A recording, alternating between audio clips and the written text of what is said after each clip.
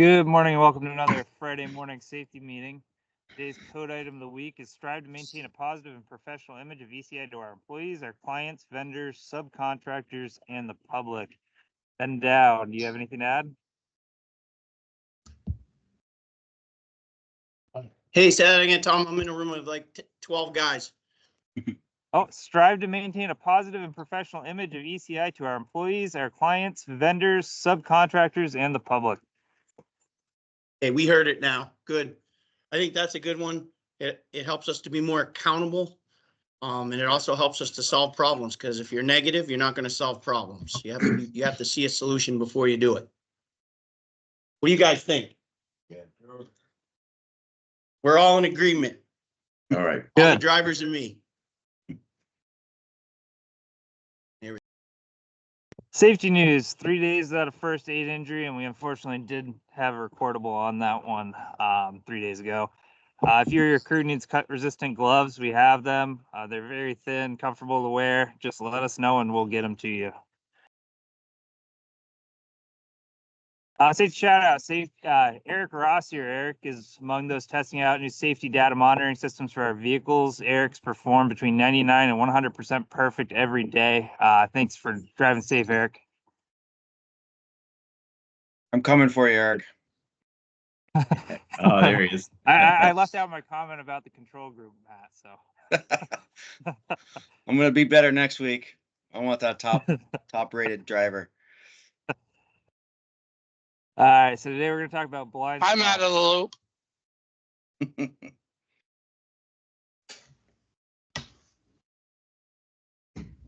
So while we're here, it's a good thing to talk about in general, but a month or two ago, down in Billerica, Mass, Edgar Neeson Sons, who we're doing work for as a subcontractor right now at a different job, they backed over a police officer who was working a traffic detail with the 75 to 85 class excavator. We kind of went over it with a lot of the crews. We sent out the article and everything like that. And it was with Jesse's crew up in Barrie. We were actually trying to replicate what must have happened, and we're guessing that he was sitting on the track. So always just be mindful of who's approaching the equipment and stuff like that, because that was the only place that we could be and not be seen by the operator from that corner. So just be cautious of who may approach the machine. And obviously that's speculation, but that's the only place that we couldn't see the operator's eyes from the 75.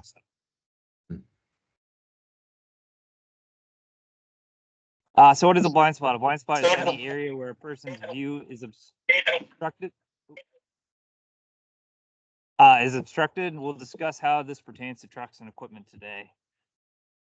So I'll start with dump trucks, and on all these charts, the white area that you see is mostly unobstructed view. The yellow is going to be mirror view, and the gray is going to be absolutely no view at all. So most trucks are going to be pretty similar in where their blind spots are. You can see the outline of the black outline of the truck right here on the inside of the circle. And anywhere in the gray, the driver's not going to be able to see you. We try to alleviate this with cameras the best that we can, and we're still a work in progress on that. But just remember, we shouldn't be using mirrors and cameras to confirm the absence of something, just that something is there. You can see these two guys paving. Obviously, they need to use the back of the tailgate on the dump truck. But you can tell that the door is open on the dump truck, and the dump truck driver obviously knows that they're there. But don't go do that unless you know the driver knows that you're there.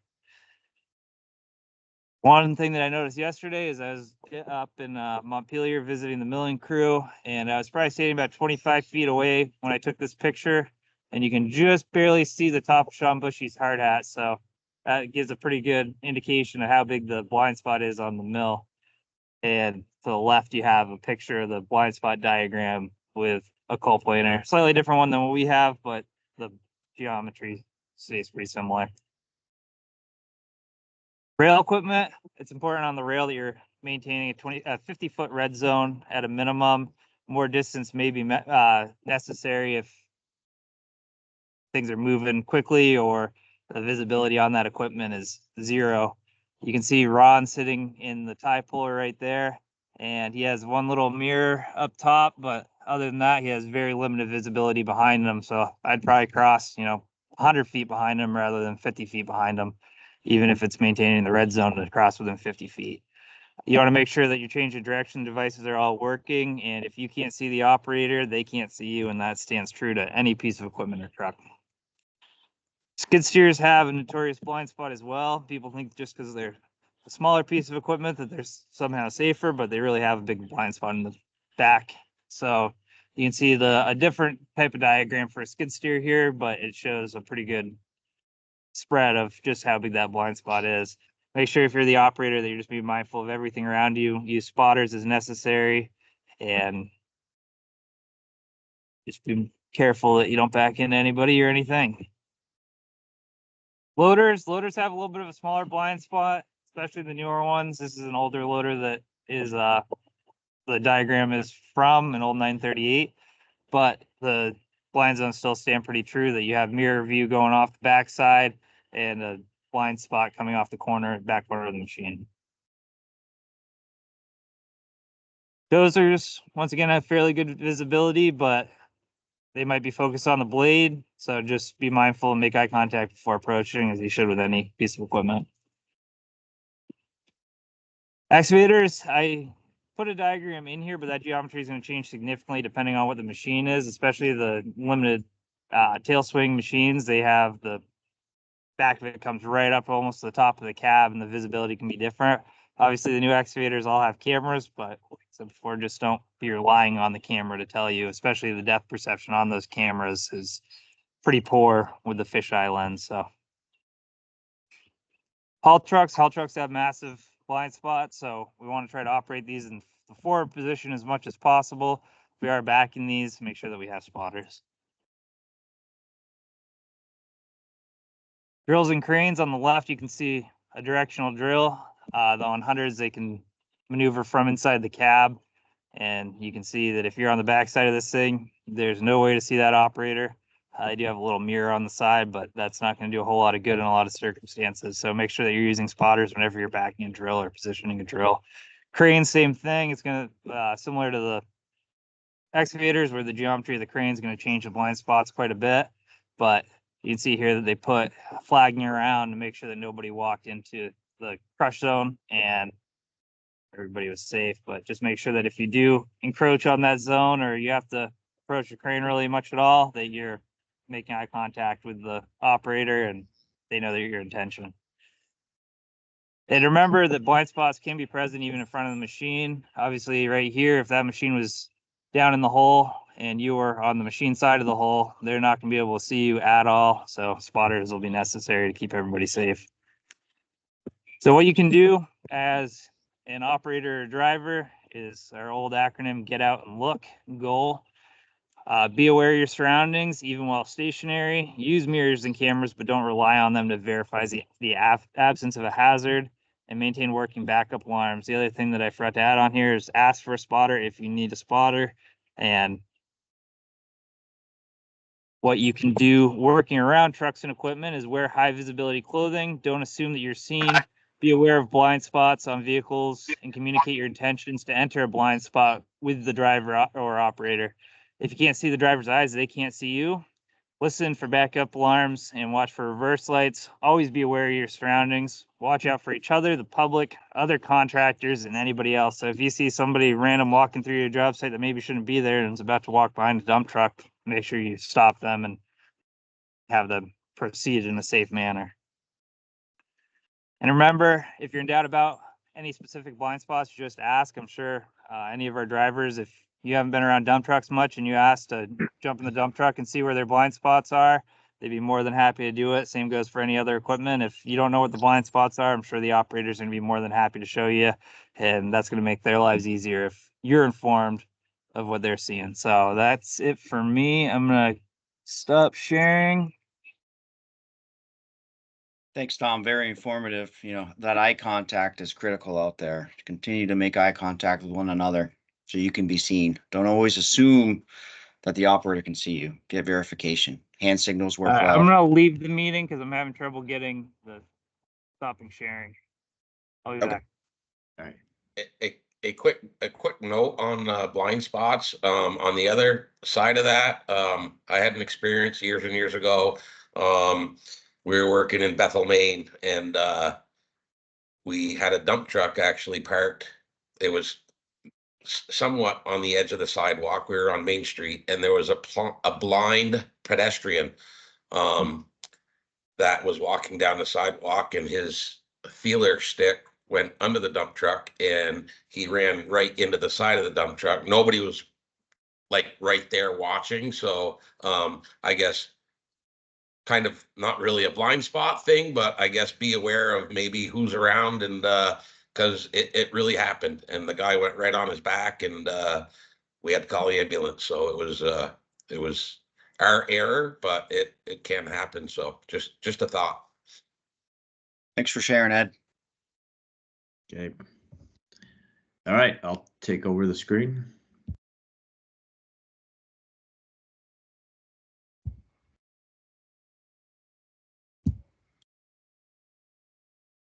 Okay, can you see my screen? No, No? Yeah, we lost you and the camera too. Oh, interesting. Okay. Let me see. Stop being a little share. funky this morning, I could. All right, I'm going to try again.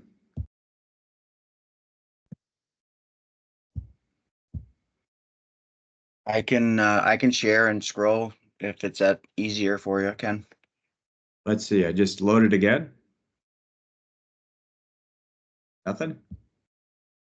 It's coming. There it is. Okay. We got it. All right. So blind spots around equipment, very important thing. And also if there are any people who are unfamiliar that come to your job site, a guest, a pedestrian or whatever, be extra cautious for sure. So for announcements, I have last week's EEO training, which everyone must do. So if you missed it last week, you can click this this link here to the YouTube connection for the training. And next week we have the Morgan Stanley financial advisors here at ECI. So set up an appointment with Melanie and administration and get to talk about your 401k and see if you're up to date on all that.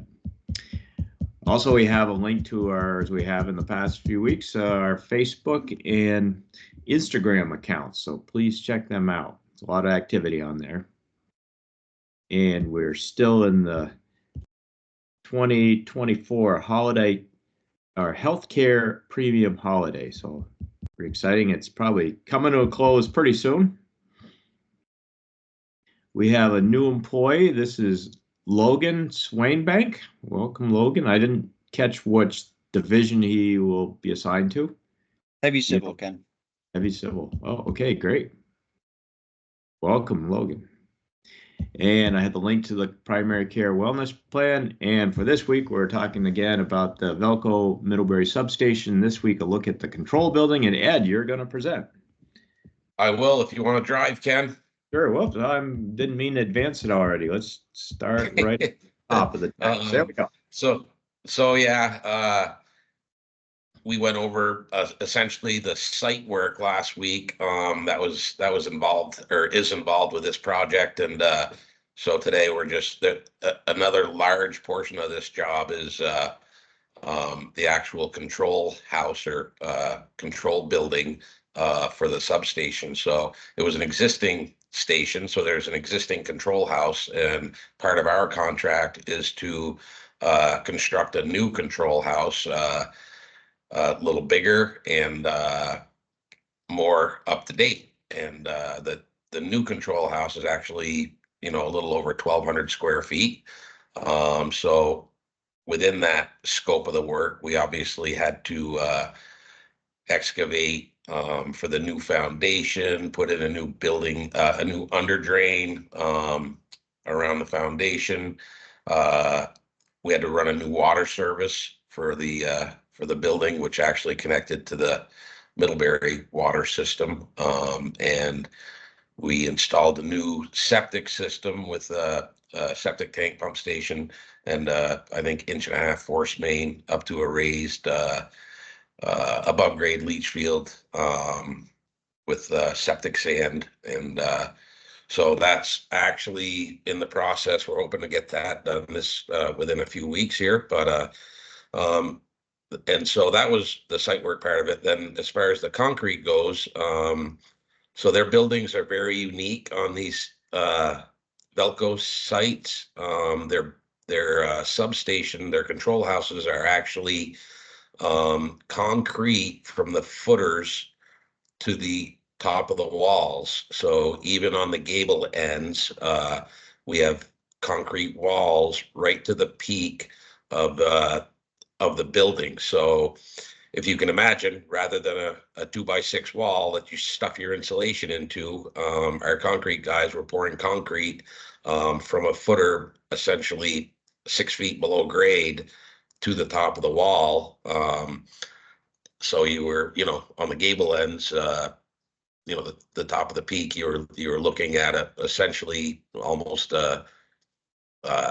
25 foot high peak at the top. So very unique in how they do it. But we just assume that it's for security, and I'm not sure what other reasons they would do it for, but that's the way they are. So the concrete crew was an integral part of this project. Our concrete division was a huge part of the project, and the majority of the concrete work had to happen in the wintertime. So it was a tough job. Once we got the concrete done, we have a huge presence of subcontractors, to include like Negley Chase, and they actually had a subcontractor for them as well, Dennis White. So they provided the steel trusses and the interior finishes. There's some interior walls that go within it. There's a bathroom in this building and a battery room. Velco provided the metal roofing and the wall panels, which insulated wall panel, which actually get attached to the exterior of the concrete walls. So Negley Chase was responsible to install them all, and obviously put up the trusses. They also had a subcontractor that came in to install the raised flooring, which is unique again, as far as maybe not for all utility companies, but I know with Velco, they have this raised flooring that actually we pour the slab, and then this subcontractor comes in. They're not from Vermont. I'm not positive where they're from, but they install a system that's actually basically 18 inches above the concrete slab, and that area is used for hundreds and hundreds of feet of conduit and cabling. So it's all concealed under this raised floor, and then is able to come up along the walls to all the electrical equipment. We also have Reset Electric that's responsible for all the electrical work, interior, exterior lighting, all the grounding, all the below slab conduit, which obviously we excavated and backfilled for, and the battery compound, the automatic switch, the disconnects. So they are a huge part of the project as well. So without these subcontractors, and they're both very good, it's difficult to be successful as a general contractor. So we've been fortunate. We were fortunate to be able to retain both of them to work on this project with us. So it's gone pretty well. This is basically a rendering of what they expect their building to look like when you're completed. And then we have the completed building right there. Well, not completed today at this point, but probably 80%. The exterior is pretty well done, and we're, our subcontractor Reset is working on the interior. So this is what it looks like from the exterior when we're done. They obviously have an overhead door there and a man door, and I think the other end has a man door as well. No windows. No windows in it, no. Again, that's kind of their, Right. Control. right, security system. Here we are, excavating, for the footers and the footprint of the building itself On a nice dry day. on a dry day, yeah.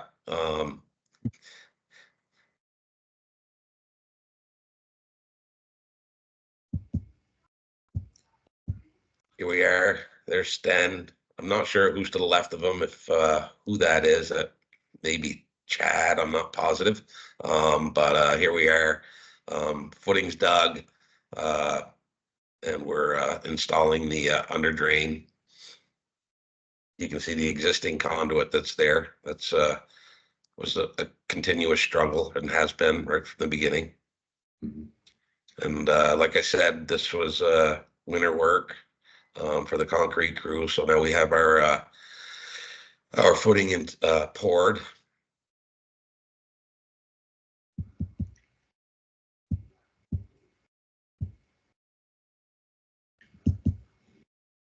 There's some more form work. And the box outs. The box outs on one end of the building, they have box outs that we infill with cinder blocks. There's 2 of them, and it's an assumption that they may be used for future expansion or what, but those are the block outs, the left and the right. Those actually get filled with cinder blocks and then covered with siding on the exterior, and a finish on the interior. And the middle hole obviously is a man door. Right, and I guess you can see let me back up a little bit to the gable Yeah, side roof there, the peak. Actually, looks like an interesting detail. It steps up at the gable end, huh?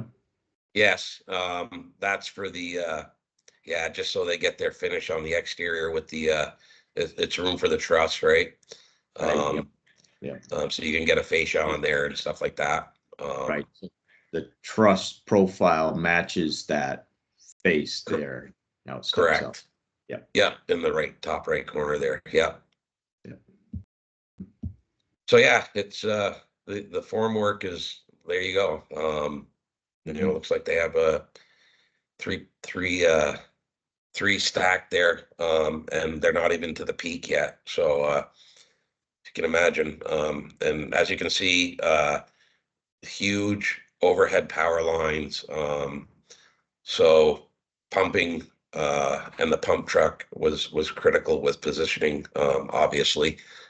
So was, you know, a coordination effort with Velco and where we put things and how we you know, approached it. So the bottom left corner is actually a wall a wall within the control building that gets a slab, but also has a bunch of conduit coming into that, and is actually the battery room, which we'll see a photo of.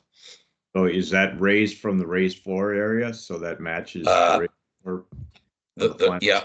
floor? The raised floor actually matches the top of that wall or the slab that goes on it. Yes, Got it. Okay. I believe. Here's the trusses.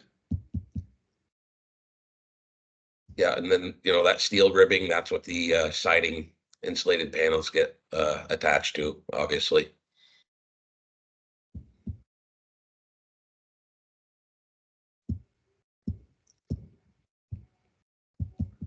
Yes, looks like we're all closed in now, and the guys are getting adding a little more material in there and get some slab prep ready. You can see the holes in the wall. That's just a small portion of where conduits will enter, and the slab is getting poured right below that. So those come into the raised floor zone. I see. Correct. Yep. Yep. Cool.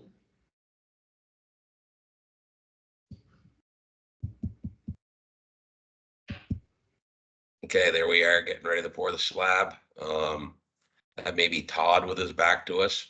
and I'm not sure who all the other guys are, but see, we have it prepped, got our stego down, and their rebar. Yep. And I think the guys used the ground pump to do this.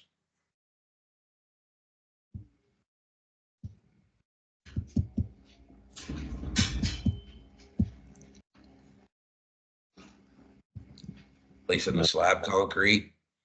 Yep.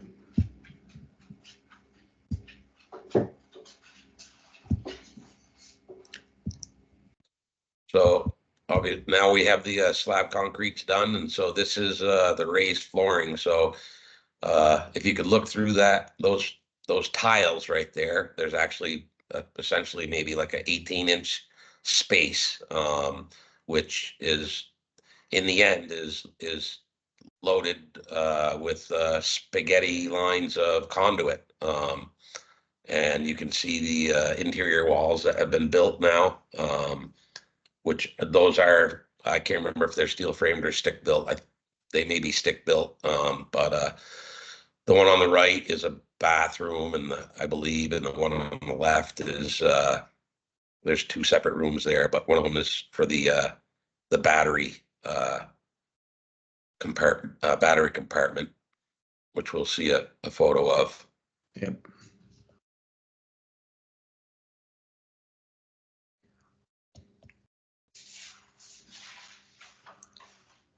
Here they are putting the finishing touches on the soffit gable end and spray foam insulation at the top of the gable end walls to the bottom of the trusses there.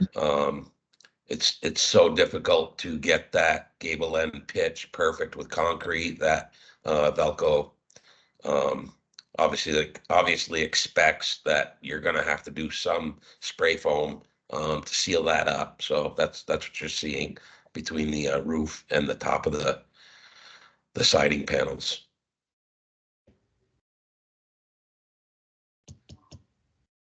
So here's a bunch of gear installed by Brissette. As you can see, there's obviously no conduit, but there's several coming up through against the wall there that are within that raised floor portion. That's how it looks nice and clean with the raised floor, doesn't it? No conduit just coming up from the bottom. Yeah, exactly. Very Yeah, nice. yeah. It's a pretty neat design. Yep. I remember the first one I did years ago, and it was I couldn't figure out what the raised floor is all about. But once I saw it happening, I said, yeah, that makes a lot of sense. Here's the battery room. And to be honest, I'm not exactly sure how or what these are used for. There is obviously an emergency generator on the exterior of this building that is going to run this building, but I'm assuming it has something to do with the grid. I've never asked Velco. I think normally, just from knowing other control, not necessarily control buildings, but for like, internet service servers and things, that they actually charge the batteries all the time, so that if there is an interruption in power, obviously it takes a few moments to fire up the generator and for everything to come online. So this provides it fills that gap of time, so that there's an inverter that brings it back and feeds and automatically feeds as the generator's firing. Gotcha. That makes sense. Yep.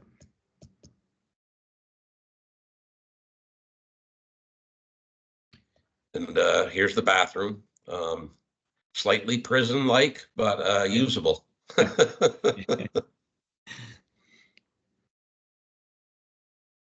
Okay, well, thank you, Ed. That was a great presentation, a pretty cool project. And from the photo archives, I have a control building foundation wall construction here going on at the East Avenue substation in Burlington back in 2008. And you see there's it was still, ST Griswold was still around. They were pumping and bringing in ready mix for us. So pretty cool job too back then.